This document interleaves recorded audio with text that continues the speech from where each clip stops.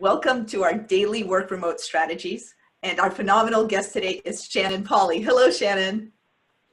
Hello, Sonia. Great to be back. You may already recognize her from when she did the how to present like a rock star. But today we're talking about a book, there she is right there, a book that Shannon edited called Character Strengths Matter. And it's an awesome book. I love this book. Some people have been giving this book instead of wine when they go to people's house for a dinner party. So I'll put the link in our chat here. Today we're talking about character strengths. Shannon, my first question for you about character strengths is, why do you love them so much? Why do you care so much about them? Why do you love them? You know, that's a great question. I think that the peeling the onion metaphor has probably been overused, but at the moment it seems the most apt that when we first learned about character strengths from Chris Peterson in the positive psychology program at the University of Pennsylvania, it was like peeling back one layer, and I was like, oh, great, you know, focusing on what you're good at, which frankly for most people is incredibly difficult given our brain's hardwiring as a negativity bias. So even if we just got people to focus on what they were good at, you know, 30% of the time, 40% of the time, I usually recommend 80-20, 80% strengths and 20% weaknesses or development areas.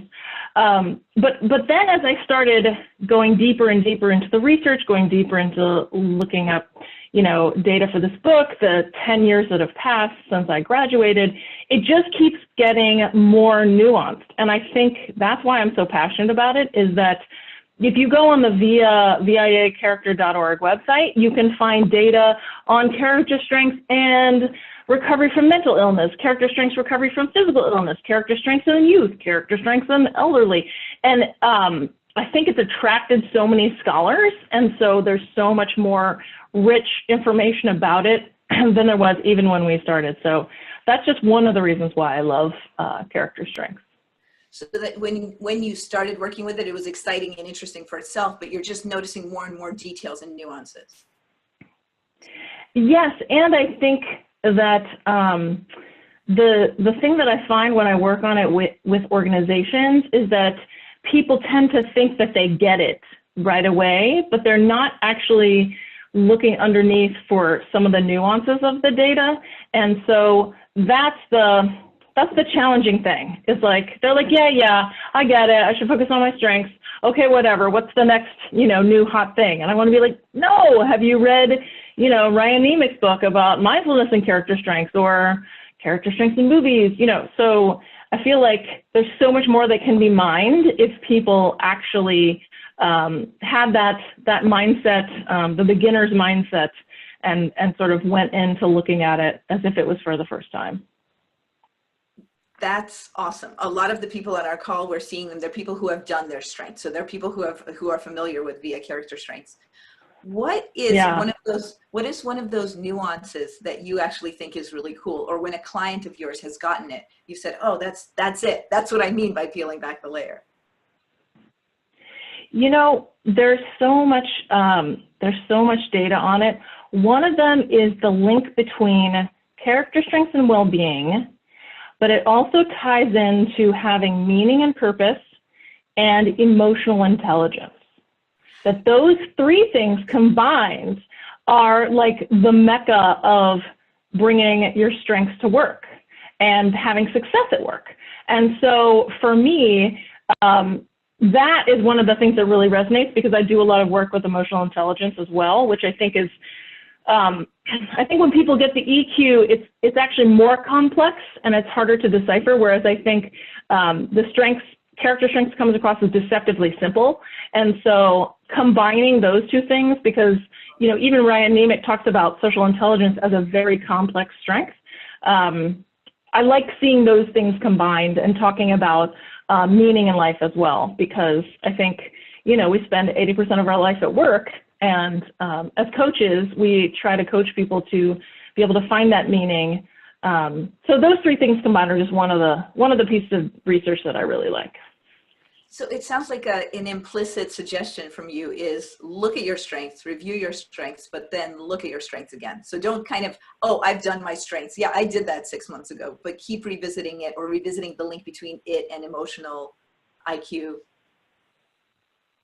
Yeah, yeah. I think that we can become a little complacent and we're like, oh yeah, I did that, onto the hot new thing, because our brains like novelty, as opposed to going deeper. We tend to go wide instead of deep. And the research that I was talking about it was actually a 3-year analysis of employee engagement drivers. So character strengths is one of the most crucial drivers of employee engagement, but also managing your emotions and aligning your purpose. So those are the 3 things that if you're feeling burnout at work, which given the current situation could be based on a lot of different things, but those are the things that I would suggest going to, and not just taking it for granted, like, yeah, I have that list on my desk. Yeah. Okay, awesome. What about in these times? So we're offering these webinars because it's in these coronavirus times. How have you either seen a client use their strengths during these times or other times of tension or difficulty? Or how would you recommend that someone actually look at things that they've looked at as their strengths, but apply it in a difficult situation? Good question. I like both of those questions. Maybe I'll answer both of them. So the first one is about a client. So I've had a lot of coaching clients who just felt overwhelmed, and they said, I'm going to wait to reschedule until July, or, I just have to, putting out fires right now. And I have this one client who has self-regulation as a top strength. And he said, I still go for a run every day, and I wouldn't give that up. And I thought about canceling our session, but I just decided, well, why would I do that? Like, this is a time when I need to develop, and this is what I need. I'm not going to let that go by the wayside. So I think it had something to do with his sort of wisdom and his self-regulation of saying, this is a time when I really need to dig in. And he's a client that has he's quite skeptical, actually, of, whether people can actually change. And so we're having very intense debates about that in our sessions. And I love the fact that he was willing to show up. So that's one example of where I think his strength helped him in this time. The second part of your question was about just in general, how we can use strengths during these times. Remind me. Yes, because sometimes we think, oh, I got this list of strengths. This is great. I feel really great about this list. This is awesome. I'm going to go out and do these things. I'm going to be more curious, more kind, more brave. I'm going to do more socially intelligent. So that's all in good times. But if something is about to happen and it is, and it's not great, then what should you do? That's a good question. I have noticed in myself that I tended to overuse my strengths in this time of stress, especially initially. I was like, perseverance is a top strength. So, as this happened, I was like, I'm going to produce a video of myself doing online training so that I can pivot my business, and I'm going to call up every client, make sure they get back to me. And then I was like, and my kids are going to do every single assignment at school. I am going to take the dead bee and pollinate the plants with them. So, seriously, a dead bee they sent home with us. And then I thought I was just going insane. And emotionally, I was a wreck. And I was like, oh, right, because that's my go-to. I just leaned on it too hard. And so then I had to dial it back. So, Ryan Nemick and other strengths experts might say, depending on the strength you use, you want to use it in moderation.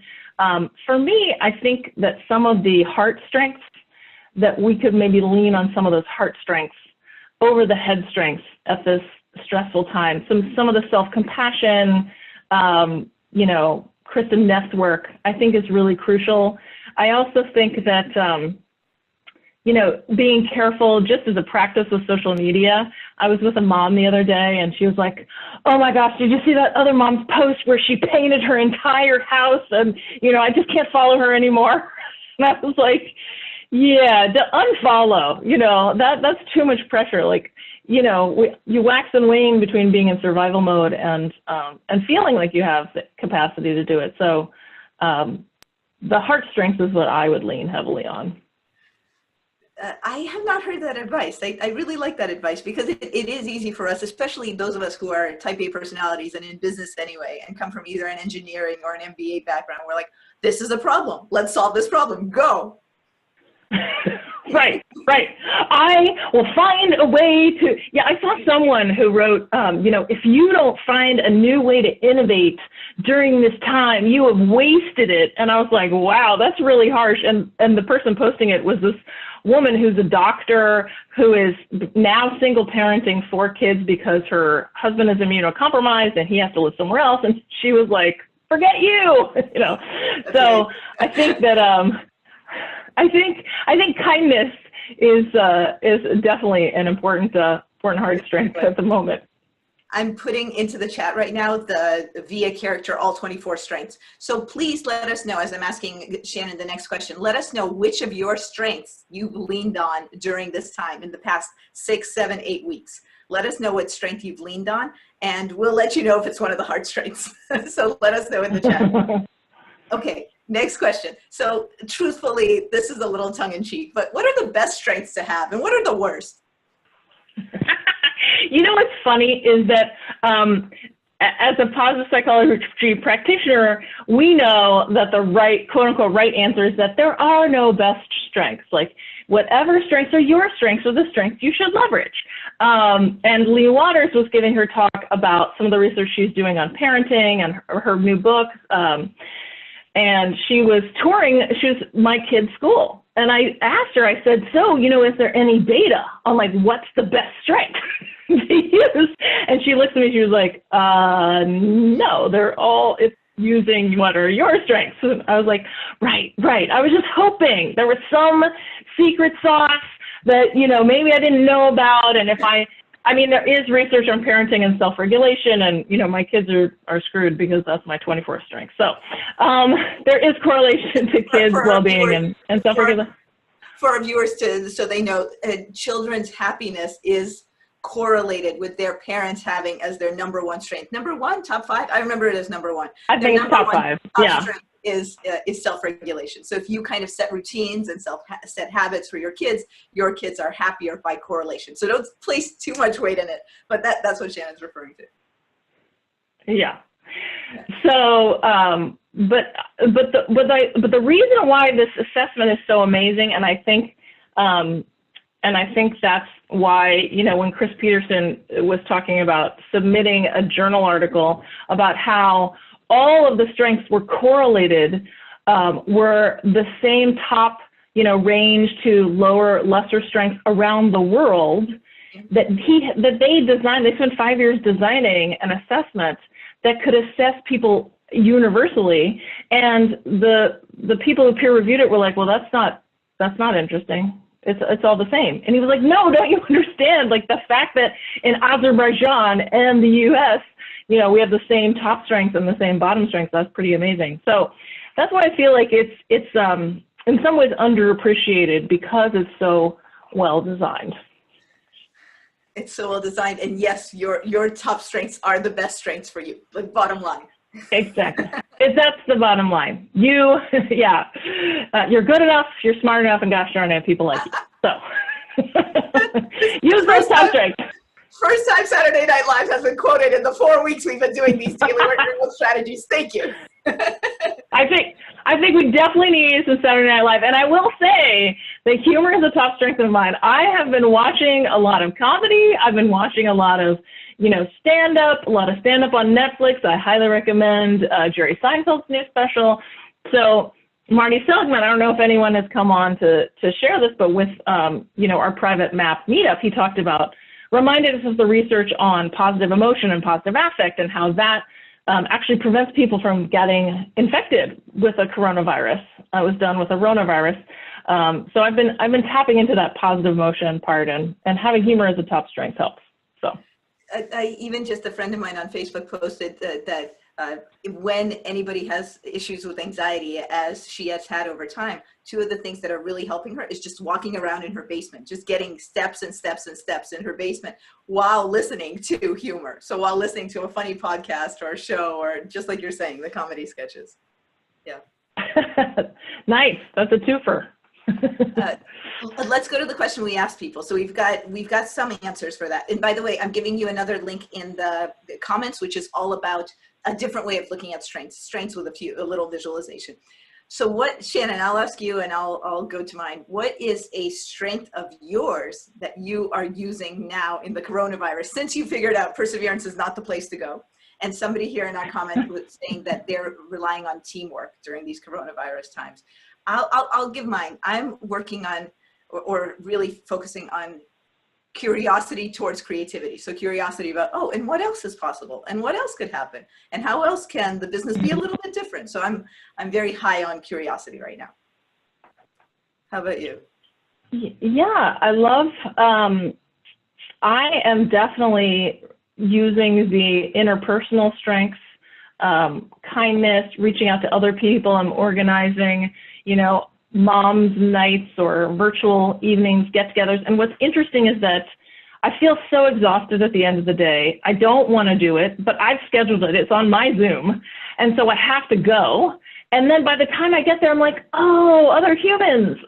I forget that, it really is good to connect to other people. So I love that Brian said teamwork, because it feels like it's a boat. If somebody's leaning too hard on their oar, someone else can sort of shore them up. So yeah, I think that those are great ways, as long as you're not overdoing it like I did. Overdoing it on your strength. This is going to be our last formal question, and then we'll get into Q&A from the people on this call. Last formal question. What do you believe about strengths that few of your colleagues would agree with you on? I think that's an awesome question. I'm also glad you sent it to me ahead of time, so I have a chance to think about it.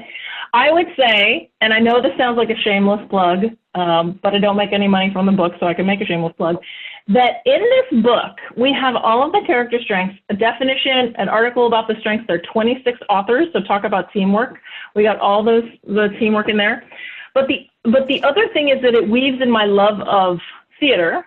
And so every strength has a poem, a monologue, or a speech that helps you embody that strength.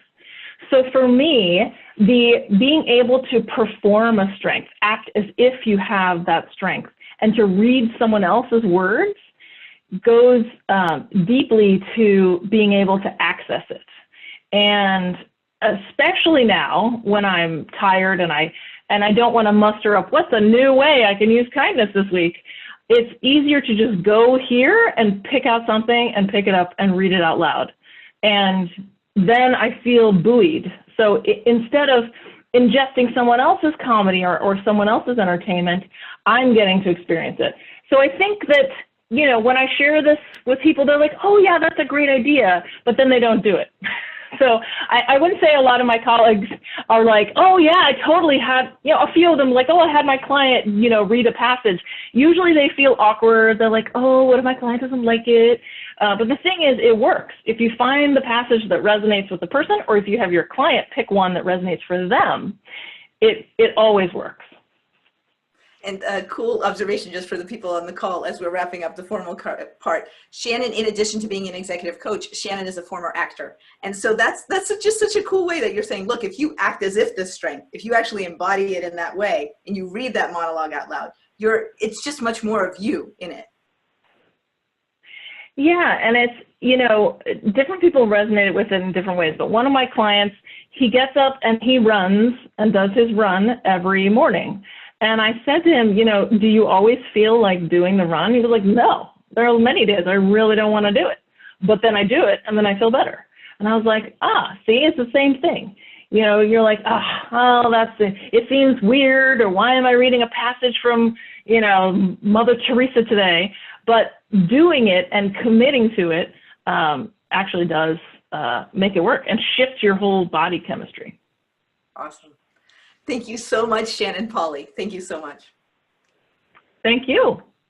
Okay, this is the you part of the call for you all. So we ask you two questions. One is, would you put into the chat, what is something you're taking away? So what's an action you're going to take or a thing you're going to do after having been on this call with Shannon? What's your action? And post any questions for us that you have. So we're going to see what you all are going to do as a result of this. I'll start. Go ahead.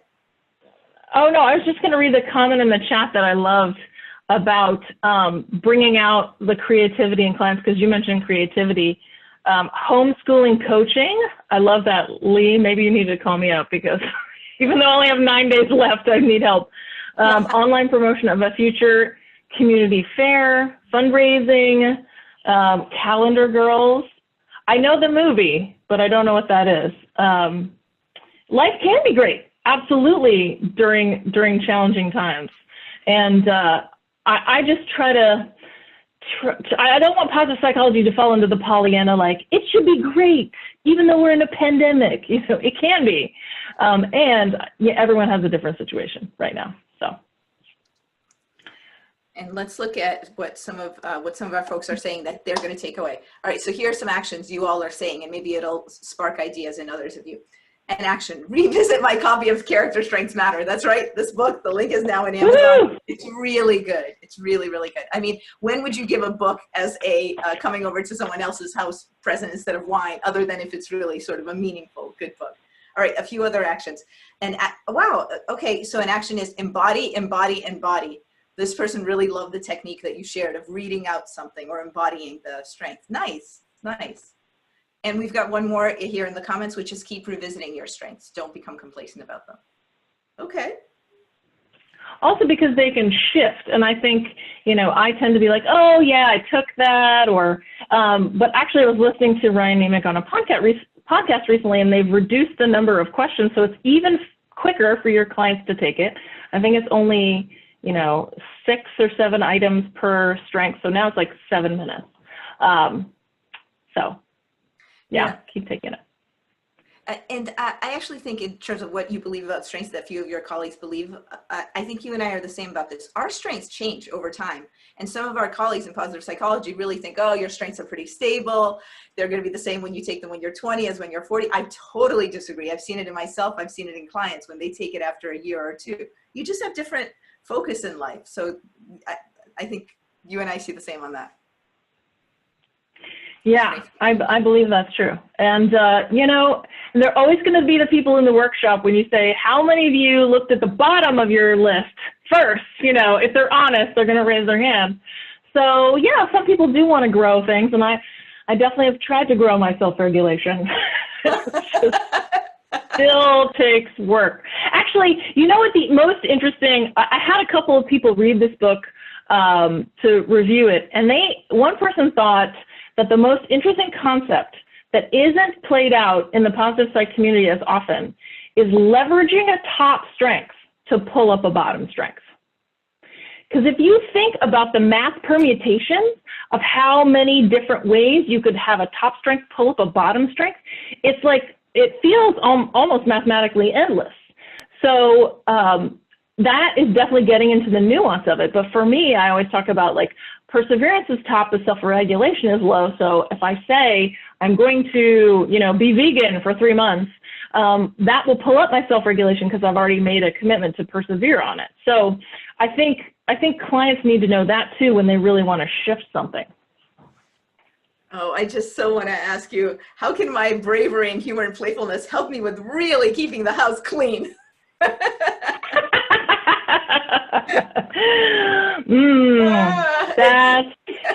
That's a problem. Somebody else is saying they're really going to try to grow their humor, even if it's not in the top 5. Great. We have time for about one more question. So if you have a question, drop it in here. Otherwise, Shannon and I will just talk strengths for another couple of minutes. What do you want to add, Shannon? Yeah. What's something we haven't jived about? Well, I have a peek in, so you got to let me in. So what do I want to add? I think that it's amazing how much, you know, I'll be going through my day and, like, stressors will happen, and I'll be like, oh, or I'll be coaching someone about focusing on their strengths, and I'll be like, oh, right, I should do that for myself. Or I should focus on my kids' strengths as opposed to, like, clean your room. Why is there hamster droppings everywhere? Whatever it is. So I think we all need that reminder. And as Barbara Fredrickson said, it's moving a river. You know, it's hard to move a river, but it's possible. So refocusing on the positive definitely takes work. Oh, so here's a question. Speak more about emotional intelligence and resource to same. Okay, I think I understand the question. One is EQI, the EQI assessment. If you go to MHS.com, there are a lot of EQI assessments. This is the Ron Baron assessment.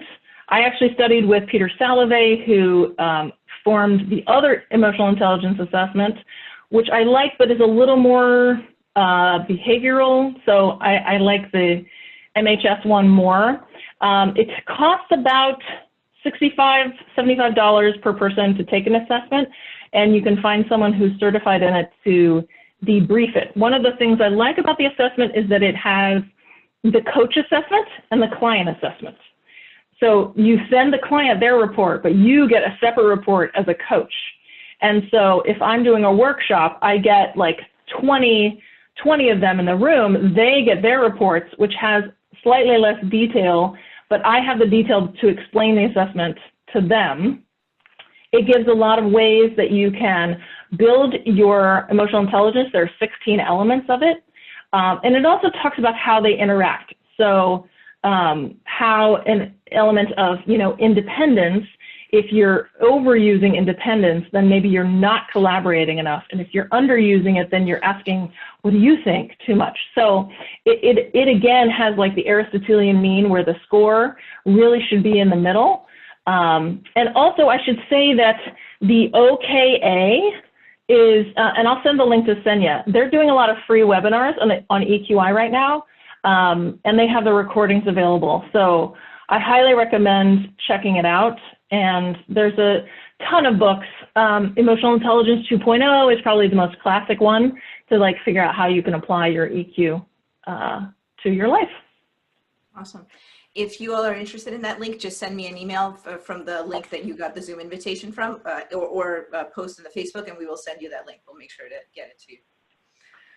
Okay. Shannon Pauly, ready for my pecan? Very, very, very much. Yes. So just for people, Thank you. A pecan is like at the very end, something that ends with a bang. So that's, yes, Shannon. Okay. It's based on research about a colonoscopy, but we're not going to go into that right now. Okay. We'll tell you about, we'll send the link in the chat panel. So this is one of the speeches from the book. It is, I'm going to let you guess what strength that this speech is highlighting. So you can post that in the chat panel, your guess. And this is the Farewell to Yankees speech by Lou Gehrig. I have been in ballparks for 17 years and have never received anything but kindness and encouragement. Look at these grand men. Which of you wouldn't consider it the highlight of his career to associate with them for even a day? When the New York Giants, a team you would give your right arm to beat, sends you a gift, that's something. When everybody down to the groundskeepers remember you with trophies, that's something. When you have a father and a mother who work all their lives so that you can have an education, that's something. When you have a wife who's been a tower of strength and shown more courage than you dreamed existed, that's something. So I close in saying that I may have had a tough break, but today I consider myself the luckiest man on the face of the earth. Yes, gratitude, Mintia. Well done, well done. So, thank you so much for having me, Senya. It's always a pleasure. I loved your pecan. That's it. From now on, we're requiring all speakers to have a pecan.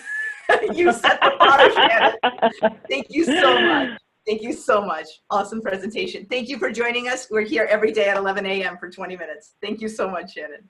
All the best. All right. Bye-bye.